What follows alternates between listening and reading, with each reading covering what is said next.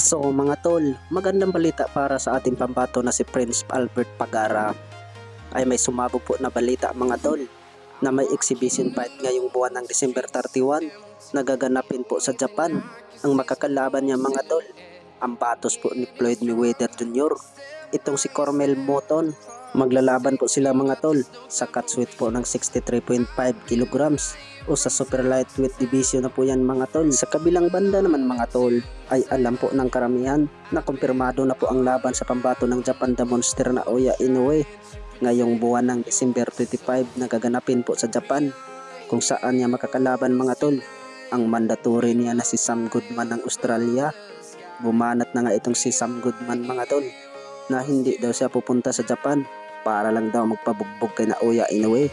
Gusto daw ni Sam Goodman mga tol na pabagsakin niya ng maaga itong si Naoya Inoue. At dagdag pa nga ni Sam Goodman mga tol, hindi daw siya kagaya ng mga nakakalaban po ni Naoya Inoue, kagaya nila ni Stephen Fulton, Marlon Tapales at si TJ Doheny.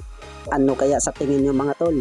Kayang patulogin ni Sam Goodman itong si Naoya Inoue? Sa kabilang banda naman mga tol ay natatandaan po natin na impresibo po ang panalo po sa ating pambatong former 3 Division World Champion John Rael Casimero kontra kay Saul Sanchez, kung saan lang niya tinurog po ng walang kahirap-hirap sa round 1. Ay nag-iinsayo na naman po ang angas ng Pinas John Rael Casimero mga tol.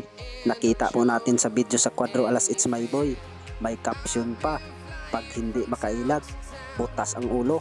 At pinasili pa nga ni John Rael Casimero mga tol ang pag-iinsayo niya. Malaki talaga ang punching bag na sinuntok niya.